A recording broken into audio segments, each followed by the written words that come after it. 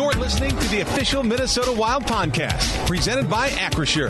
KFAN Wild Weekly, a midweek edition. And not only that, it feels kind of like a midweek edition of Beyond the Pond. I'm Kevin Falmus, joined by Pat Micheletti. Mr. Micheletti, a midweek edition, we get to chat. How about this? We are talking an awful lot, you and I, lately, and but that's a good thing, right? That means we're in the heart of the season, and it's good stuff. For those that don't know, Pat and I host a show called Beyond the Pond every Saturday morning from 10 to noon right here on KFAN. And that show typically talks about all things hockey, not just the Minnesota Wild, but of course we get in our Gopher hockey, we get our high school hockey, we get our college hockey, well, anything in between. It's all on the table there on Beyond the Pond on Saturday mornings. But here we're more concentrated on the Minnesota Wild because it is KFAN Wild Weekly. And what a run it's been again, Patrick. I look at this team, and there's different times throughout the course of the season. You say, okay, the other shoe's going to drop. Oh, the other shoe's going to drop. And they continue to pick themselves up. A 4-game win streak. Those 2 wins out east might have been the most impressive all season. And then they figure out a way to get it done last night against the Blues. Yeah, I mean, you could look at this and they could sit back and make excuses and this, that, and the other thing. As Billy Guerin said, they're ignoring the outside noise, Kevin, and getting prepared for every game and competing hard and winning. And so, that's, we talk a lot about the culture of a team and what goes on inside that locker room, and they just keep picking each other up. And I've never seen a team decimated so much with injuries, yet still have the ability to win. And when you have that going for you, I tell you, it goes a long, long way. And they, as you said, Kevin, they found a way to win again last night. And it's not only injuries, Patrick, it's injuries to significant pieces. You're already missing your top goal scorer. You're missing, your top leading scorer in Kirill Kaprizov, one of the best players on earth. You finally get Jake Middleton back in the lineup, and then out goes Brock Faber to join Jared Spurgeon on the sideline. I don't know what type of juju this team is dealing with, but they got to get it out of their system. Well, yeah, you would think at some point in time this will all end, but hey, in this game, you just never know. And, I look at Brock Faber's injury last night, and it looked like, okay, what happened?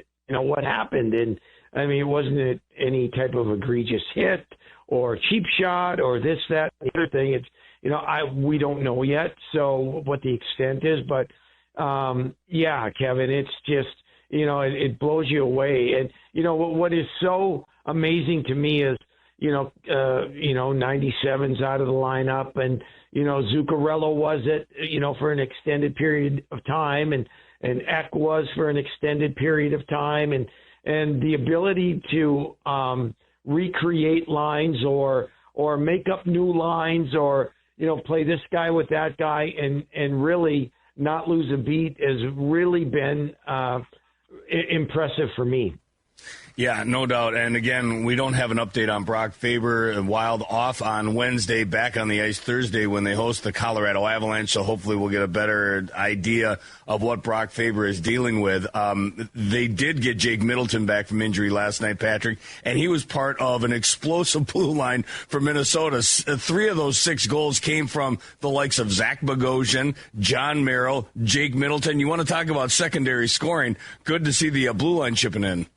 Well, championship teams get production or help or whatever you want to call it from everybody throughout their lineup. And when your decor are chipping in at the rate that Minnesota's is, that's really impressive. And you need that. I mean, that just takes a lot of pressure off of your top guns, and that's what Minnesota needs, Kevin. You don't want to become a one-dimensional team where other teams know that, hey, if we stop player X, Y, or Z, we have a pretty good chance to win the game. And when the guys that you mentioned step up last night in a critical time, that's how you win those games that maybe you're not supposed to win or whatever the case may be. And it happened last night, and that's what you look for.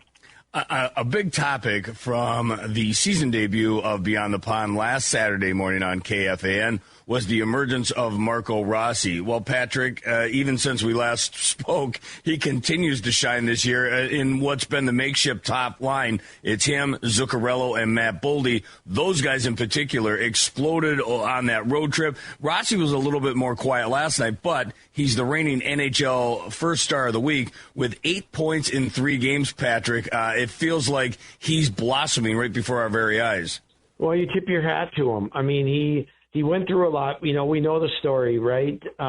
With the COVID issue a couple of years ago. What was it, 2 or I can't even recall when that was, Kevin. But he went through a lot. He worked hard. He knew, or they told him, or he knew what he had to work on to become the player that he is becoming, and he had to become a better skater. And he worked extremely hard at improving his speed and his agility and his first step and things of that nature. You're seeing it. And what else are you seeing? Where do you score goals? You score goals in front of the net. And for a guy his size, he has no fear of getting to the front of the net and getting in areas where he can either tip, get the rebound, get a tap in, whatever the case may be, and he's doing it every night, and so we talk till we're blue in the face about guys, just get to the net. Well, you want to get to the net. You got to have that no fear in you to get there, and thus far he's been like that, and we hope it continues.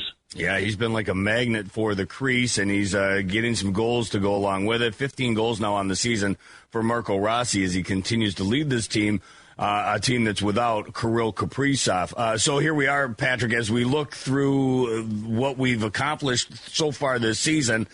41 games in, exactly halfway through, concluded with a 6-4 win over the St. Louis Blues last night. The Wild have won 4 in a row, and they've been on a nice little tear. How do you sum up the first half of the season? My word would be unexpected. How about you? Yeah, I think that's a good word to use. I thought, when healthy, I thought this was a playoff team. But with all the injuries and the total points that they have through 41, I would call it somewhat amazing, to be quite honest with you. They put themselves in a great spot, but let's not forget there are still 41 to play. They're not being anointed Stanley Cup champs at this point, but they're in a good spot. And so, the key now is to get healthy, maintain, what you're doing, and hopefully secure a good playoffs position. In my mind, when I think about these first 41 games of the season before this past week, to me, the 2 biggest wins of the year were back in October. They go to Florida, they take out the defending Stanley Cup champions 5-1, and then 2 nights later, they do it again to the Tampa Bay Lightning. On their ice, they come away with a 4-2 victory. That, again, those are the 2 biggest wins in my mind of the season before this last week when they went to Washington, D.C. and put on the dramatics against Alex Ovechkin and the Capitals and followed it up by blanking the Carolina Hurricanes in Carolina 4-0 in what I think was probably their most complete game of the season. That was pretty impressive. What have you thought about this current 4-game win streak when you talk about first-half highlights? Well, I read some quotes from the head coach of the Carolina Hurricanes, Rod Brindamore, and he summed it up pretty well in the fact that they're playing with good structure, they're playing the same way every night, they have a formula to win, and they're staying on script with that, and that's the key. And every team is different in the league, Kevin. Some have more stars, some have less stars, some have better D, some have better goaltending, that get them over the edge. And whatever it is, you have to find a way for the guys that are on your team, the best way for them to win. And thus far, John Hines and his staff have done a terrific job at finding what works. And then so they find out what works, and then it's convincing the guys to play that way, the same way night in and night out. And thus far, he's done that. And so it's all going according to script, if you will. And let's just hope they stay on track with this. I'll tell you, there's one boogeyman out there waiting, though, for the Minnesota Wild. We know they've had success against just about everyone this year, except the big three in the Central Division, the Winnipeg Jets, the Dallas Stars, and here will come the Colorado Avalanche in town on Thursday night pregame at 6:45 right here on FM 100.3 The Fan.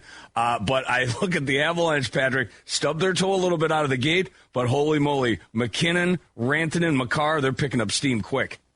Well, why do they win games? Because of those three, right? And then they have the rest of the guys follow along, chip in. They have their own formula for winning. That doesn't make them invincible. But yeah, they had a rough start. They had goaltending problems. And I don't know if their goaltending problems are solved yet. But ultimately, Kevin, when it gets to the end of the year or into the playoffs, goaltending is what gets you to that next round, and so we're going to have to wait and see how all that plays out. But yeah, they're playing much better hockey and starting to catch fire. How important is it for the Wild? It's hard to say, okay, you need to beat the Colorado Avalanche on Thursday night to show that you belong where you are in the standings. Hard to say that when you're not going to have most likely Kirill Kaprizov, you're not going to have Jared Spurgeon. This is not your full lineup, but at some point they got to make a statement against those top three in the Central Division, right? Well, I think they do, but I don't think it's as big a deal as a lot of people have made out of it. Beating Dallas, beating Winnipeg and beating Colorado, during the regular season. Yeah, would it be nice? Would it be clear to show you have complete dominance over these teams? Of course it would.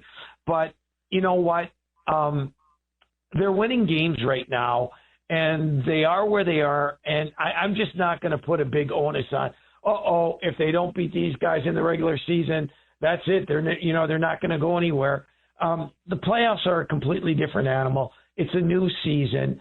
So I don't get overly concerned with the regular season wins against a certain team, because I think things ultimately are so much different when it comes to playoff time. Of course, this is the voice of one Pat Micheletti joining me on KFAN Wild Weekly. Thursday night, the Wild will take on the Colorado Avalanche, 6:45 pregame right here on FM 100.3 The Fan. As for Beyond the Pond, that's on the air starting at 10 a.m. on Saturday morning. Episode 2 of the brand new season. And Patrick, I know we'll get into it more on Saturday morning for sure, but the World Juniors Tournament just concluded. It'll be here 1 year from basically now, and I know I'm looking forward to it. And this tournament did nothing but whet my appetite to it. How about back-to-back gold medal champions for the Team USA?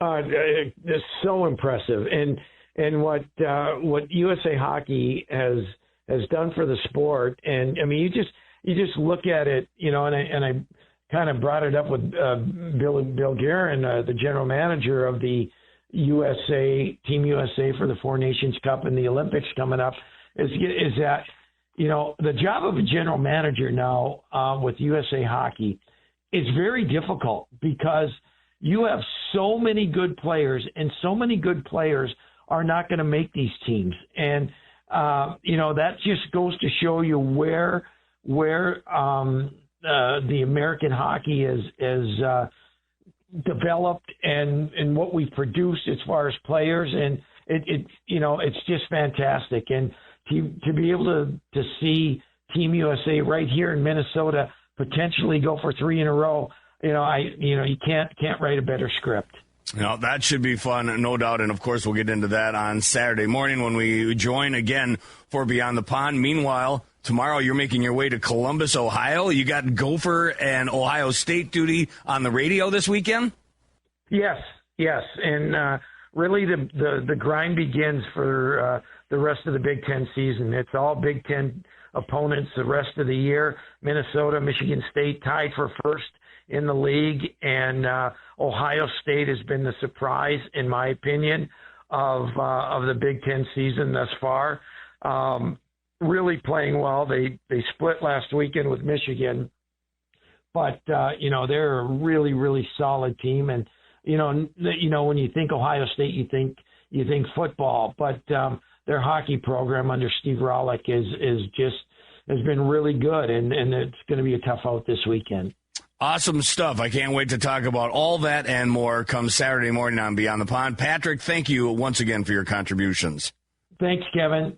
The voice of Pat Micheletti, my co-host on Beyond the Pond every Saturday morning from 10 a.m. to noon right here on The Fan. We'll take a break, and then when we continue, we're going to go inside that Wild locker room. Wild beat the Blues last night 6-4. Joe O'Donnell checked in with one of the stars of the game, the return of Jake Middleton, a goal and an assist in his first game back since last month. We'll talk to him next on KFAN Wild Weekly. He'll fly it in. Boldy, the first man to it. Tracked by Falk. Bouncing puck jumped away from Boldy. Stealing those Zuccarello. Found Middleton through the slot. Waited. Took a shot. He scored! Jake Middleton in his first game back. He's tied this game at 4. Just a perfect way to open the third period last night in St. Paul. Comes in a 6-4 win over the St. Louis Blues. Welcome back to KFAN Wild Weekly. I'm Kevin Falmus, and like Joe mentioned there in the opening of the segment, Jake Middleton back after missing 11 games with an upper body injury, blocked an Evan Bouchard slap shot with his hand, gets back in the lineup last night, and thrown right into the deep end. No Brock Faber for the majority of that hockey game. Wild play 5 guys on the blue line, and all of them step up in a big way. 3 of them scored goals, including Jake Middleton. He talked to Joe O'Donnell on the postgame show on the Minnesota Wild Radio Network. All right, thanks, Kevin. Postgame show continues. I'm joined by Wild defenseman Jake Middleton, who is probably a little out of breath. You haven't played since December the 12th. Faber gets hurt. Next thing you know, you got to play darn near half the game. How you doing, my friend? I'm doing well. I'm feeling I got my breath back now. We're good. All right, cool. Big win. And again, this team facing adversity, another injury in game. You trail by a couple of goals after having an early lead. How does this team keep doing what it's doing? It just everyone. When you're having fun playing the game and you're playing it with confidence, it makes things a lot easier. And you can tell that's kind of the vibe we have going on right now. Is everyone's excited come game time, come puck drop, and just willing to do whatever it takes in the face of adversity to get the job done. And that's what we're seeing here as of late. 4-2 deficit at one point in the game, 4-3 at the end of the second period. You're down a goal. What was the message? There wasn't really we were just trying to stay positive on the bench. We took 8-10 minutes off there in a period. They scored a couple goals.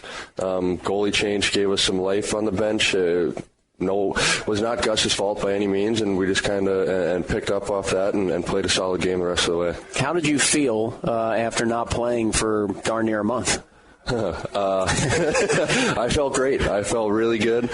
Just excited to get back out there and go to war with my friends. Yeah, were you chomping at the bit? Was the wife ready to kill you? Yeah, I was bored. We were between my wife and I. One of us was due for a road trip, so it's good to be back. Talking with Jake Middleton on the postgame show. The Wild beat the Blues 6-4. They've now taken the first 3 meetings of the season series from St. Louis.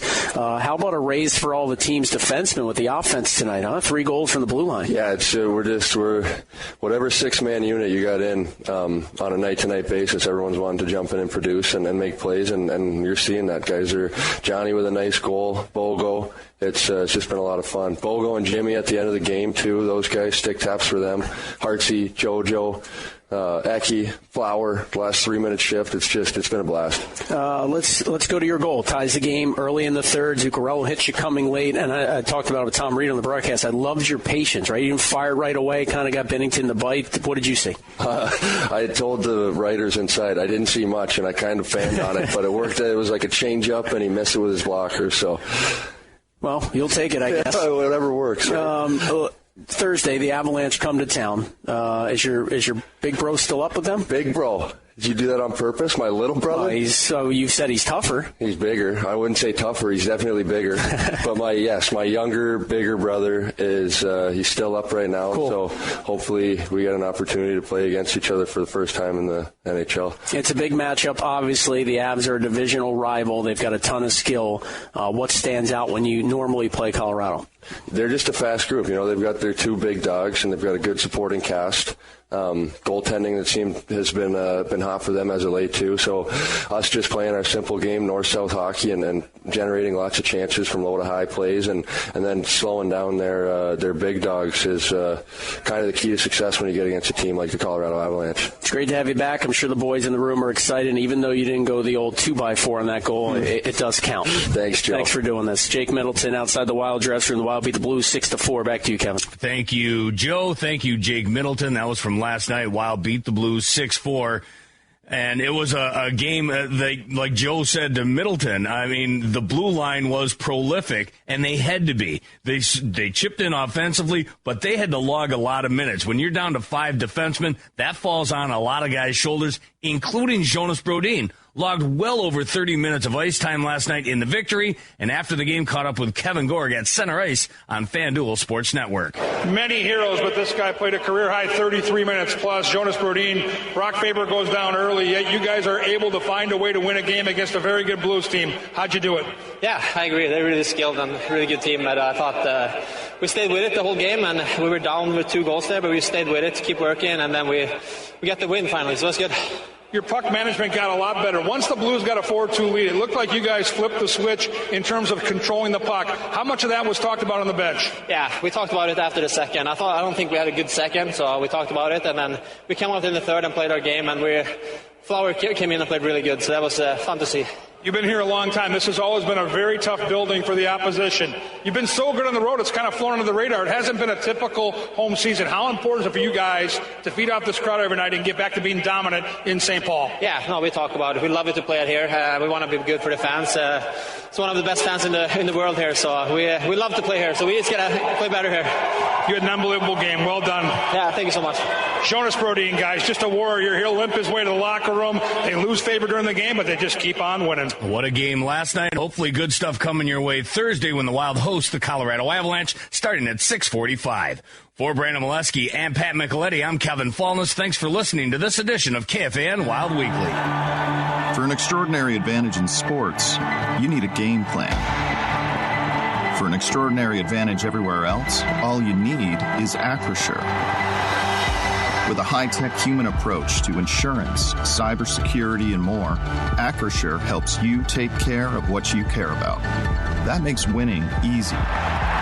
See what Acrisure's extraordinary advantage can do for you at Acrisure.com.